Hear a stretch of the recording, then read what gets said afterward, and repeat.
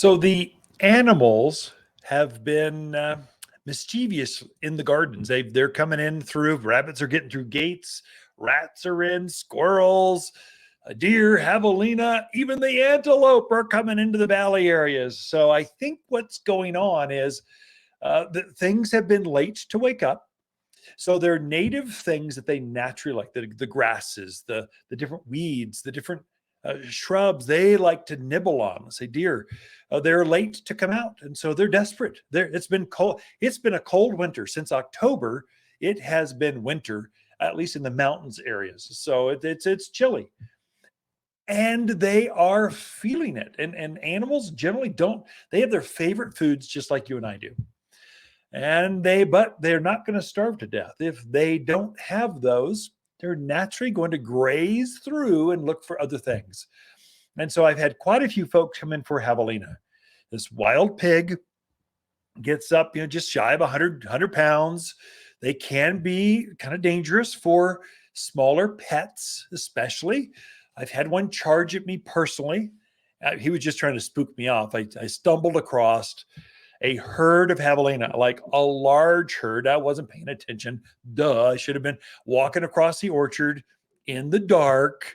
Okay, I should have been aware. They were eating pecans. You could hear the crunching. You could hear them eating pecans, shell and all, just a whole herd of them, little babies. And I stumble across the board, and he's going, "Hey, get out of here. Come on." So his hackles go up and start charging me. I'm going, I run like a little girl, going, I'll give you room. Sorry, I didn't know. Let me get out of your way.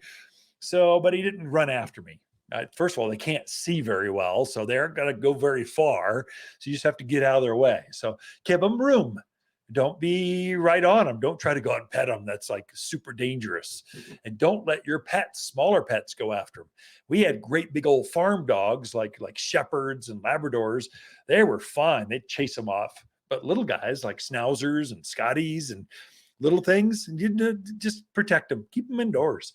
Admire them from a distance. So how do you keep them out of the gardens? There's repellents. It kind of works, but not really. You go with certain plants they don't care for. You're getting your light years ahead that way. But in years like this year, they're eating things they normally don't eat.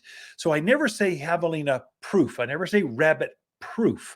Never say deer proof. I go resistive. Generally, they would rather eat anything besides this. So, but truly the truly only way to keep animals out of your gardens, it's a fence. That's the only way. Truly in a fence, a greenhouse, a structure, a building, a warehouse. That's going to keep them out. So for us, we use a 6-foot cedar fence out of the backyard. Rabbits can get underneath it. Rats get over it, and sometimes I've got a trap line with rat traps out there, so I don't have rat and mice problems. A few rabbits every once in a while, but I can keep them out pretty easy. The front yard, our HOA says you can't have a fence in the front yard, and so we don't have a fence. I have an electric wire that goes through, and I've put it on a 12-volt transformer, and it only comes on at night when the javelina come out at night. So our nemesis in the front yard is javelina, packs of them.